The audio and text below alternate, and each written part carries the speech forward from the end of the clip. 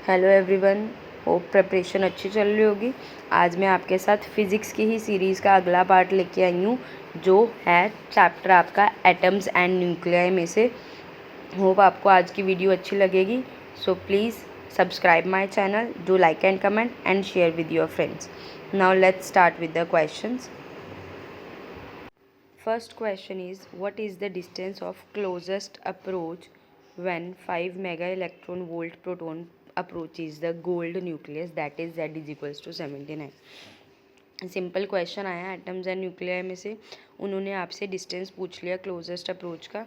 हमें पता है फॉर्मूला, हम क्या लगाते हैं, हमें मेगा इलेक्ट्रॉन वोल्ट मतलब वोल्टेज दी है। आपको पता है वी का फॉर्मूला क्या होता है, 1/4 pi epsilon naught Q1 Q2 by are.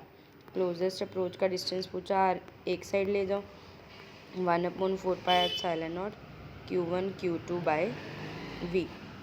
1/4 pi epsilon naught की वैल्यू क्या होती है, 9 × 10⁹। क्यू की वैल्यू हमें पता है कितनी होती है, 1.6 × 10⁻19 की स्क्वायर। जेड हमें एटॉमिक नंबर दे रखा है, so it multiplied with Z, that is 79 upon हमारे पास इलेक्ट्रॉन वोल्ट में कितनी वैल्यू, 5। सबसे पहले आपको पता है ऐसा यूनिट्स में कन्वर्ट करना होता है, तो हमने इसके साथ किसको मल्टीप्लाई कर लिया, 1.6 × 10⁻13 को। अब 13 क्यों किया, क्योंकि मेगा इलेक्ट्रॉन वोल्ट में वो ऑलरेडी 6 होती है, तो 19 में से जब आप 6 ऐड करोगे, -19 + 6 इट विल बी -13। तो मैंने डायरेक्ट यहाँ पे आपका क्या लिख दिया, -13 लिख दिया। वैल्यू सब्स्टिट्यूट करोगे, you will get 2.3 × 10⁻14 metre. So option B is the correct answer.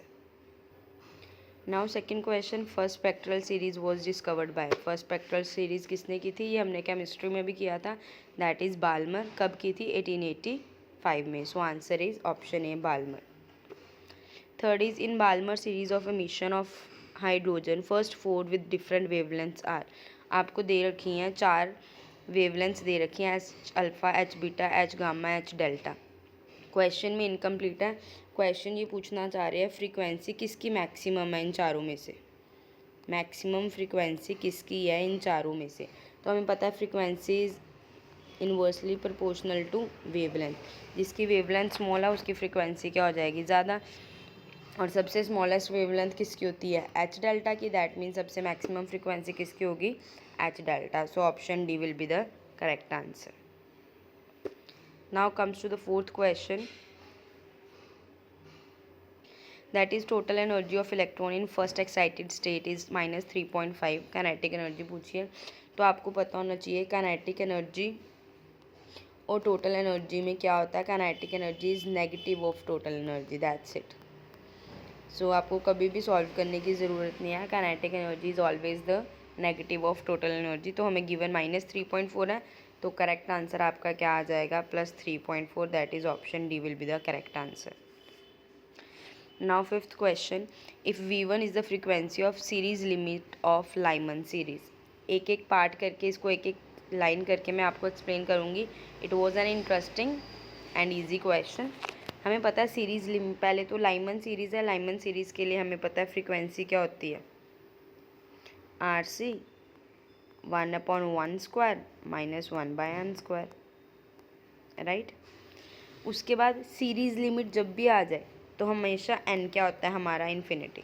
n क्या होता है हमारा, इन्फिनिटी। 1/∞ की स्क्वायर 0, सो ये कैंसिल आउट हो गया। 1/1 की square that is 1। So RC कितना आ गया, V। और V हमारा क्या था, frequency V1। That means V1 की वैल्यू हमारे पास कितनी आ गई, RC। एक तो हमारे पास हो गया कि V1 की वैल्यू RC आ गई। सेकेंड लाइन में क्या बोलना चाह रहे हैं वो, V2 is the frequency of first line of Lyman series. First line का मतलब n की वैल्यू क्या आ गई, 2। तो मतलब n की जगह हमने क्या सब्सटीट्यूट कर दिया, 2 की स्क्वायर। तो ये क्या हो जाएगा, RC is equals to 4 - 1/4, that is 3RC/4। मतलब V1 की वैल्यू हमारे पास क्या आई थी, RC।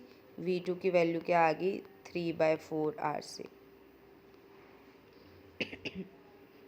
Now next line, V3 is the frequency of series limit of Balmer series. Balmer के लिए हम फ्रीक्वेंसी का फॉर्मूला लिख देंगे, V3 है तो V3 क्या हो जाएगा, RC 1/2² minus 1/n। Series limit है, सीरीज़ के लिए मैंने आपको क्या कहा, put n is equals to infinity, तो ये टर्म हमारी क्या हो गई 0, तो ये क्या आ जाएगी RC/4। तो ये क्या आ गया RC/4।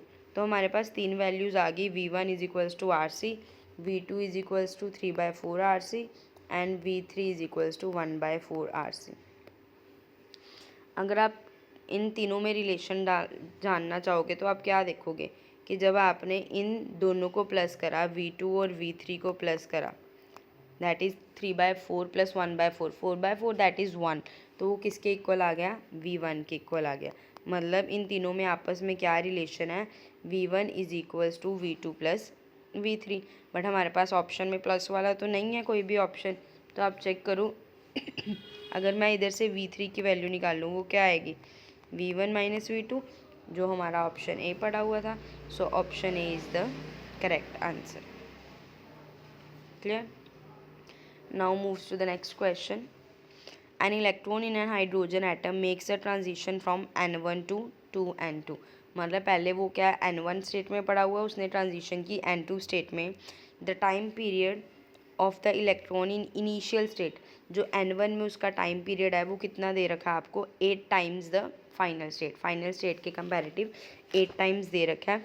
Possible values of N, पहले तो एलिमिनेशन मेथड कर लो, N मिला के 8 आना चाहिए ना, 8 और 2 से भी नहीं आ रहा, 6 और 2 से भी नहीं आ रहा, मतलब ये दोनों ऑप्शंस तो आपके निगलेक्ट ही हो गए। हमारे पास ये दो ऑप्शंस बचे, इसमें भी 8 आ रहा है और इसमें भी कैलकुलेशन के हिसाब से 8 बन जाएगा। यहाँ आप हिट एंड ट्रायल लगाओ कि हमें पता है कि टाइम पीरियड का रिलेशन क्या होता है। टाइम पीरियड क्या होता है, n3, यही होता है टाइम पीरियड n3। तो आपको दे रखा है N1/N2 की वैल्यू कितनी दे रखी है, 8 दे रखी है, तो N1 क्या आएगा, 2 टाइम्स ऑफ N2 आएगा।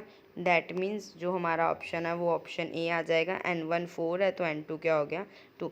अब बाकी N की वैल्यू n³ कैसे आई है वो भी मैं आपको हल्का सा बता देती हूँ, नहीं तो आप याद रखना N की value it is directly proportional to n³। वैसे मैं बता देती हूँ, आपको पता होगा जो Rn होता है वो कैसे वेरी करता है n² में, और जो वेलोसिटी होती है वो कैसे वेरी करती है 1/n में।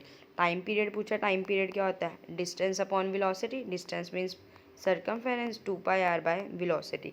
ये मैंने आपको बोला n² में वेरी करता है, ये बोला हुआ है 1/n में, तो क्लब करोगे तो ये क्या आ जाएगा n³। होप ये कंसेप्ट क्लियर होगा आपको। Now comes to the next question. The momentum of photon of energy 1 MeV will be।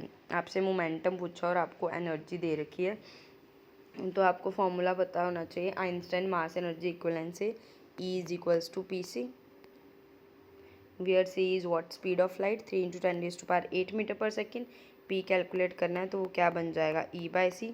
Mega electron volt में दे रखा है आपको, तो उसको फिर जैसे हमने पिछले क्वेश्चन में कन्वर्ट करा था 1.6 × 10⁻³ हो जाएगा। 13 से कन्फ्यूजन होती है, इट्स ओके, आप 19 लिख के मेगा के लिए 10⁻6 कर दो, तब भी आपका जो आंसर है वो क्या आएगा, सेम ही आएगा, उससे कोई इशू नहीं होगा। जब आप इसको सॉल्व करोगे तो आपका option, so correct answer is option D, that is 5 × 10⁻22। Now comes to the 9th question. The radius of nth orbit Rn in the terms of radius for a hydrogen atom is। ये हमें पता है hydrogen atom के लिए आपको पता है R का फॉर्मूला क्या होता है, n² A0/Z, Z is 1, so option C will be the correct answer, that is n² A0। Now question number 10th. Triply ionized beryllium has the same orbital radius as the ground state of hydrogen. मतलब एक हमारे पास Be3+ है, उसका radius और जो hydrogen atom का radius है वो क्या है, सेम है। तो हमें पता कि हाइड्रोजन के लिए क्या होता है फॉर्मूला, रेडियस का फॉर्मूला क्या होता है A0 n²/Z। For hydrogen it is 1 and ground state n is 1, so for hydrogen Rn is equals to A0। Similarly, we will calculate the radius for the beryllium 3+. For beryllium 3+, Rn is equals to A0 n² by 4 because beryllium has atomic number 4. According to question, both have same radius. That means Rn of hydrogen atom plus Rn is equals to Rn of beryllium 3 plus.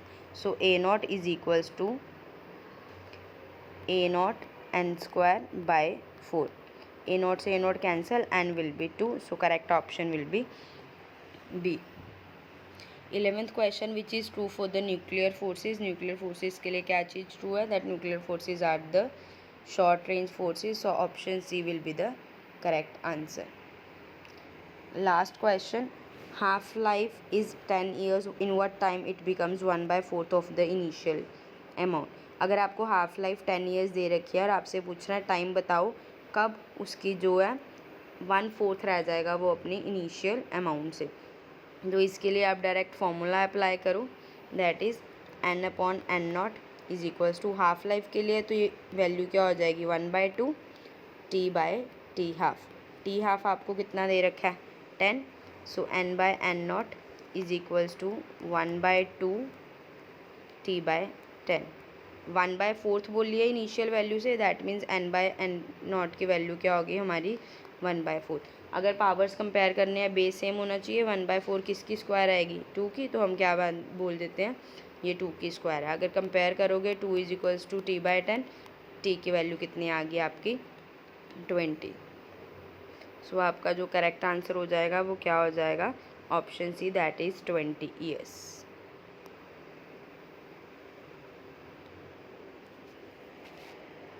Hope आपको आज की video समझ आ गई होगी, clear हो गए होंगे doubts. बाकी अगर आपको कोई स्पेसिफिक टॉपिक के लिए चाहिए वीडियो तो आप कमेंट बॉक्स में कमेंट करके बोल सकते हो और अपनी प्रिपरेशन को ऐसे ही कंटिन्यू रखो. मैं ट्राई करूँगी कि एक दिन में और से ज़्यादा वीडियोस आप लोगों के साथ शेयर कर सकूँ, सो दैट आपकी प्रिपरेशन प्रॉपर हो पाए. Thank you.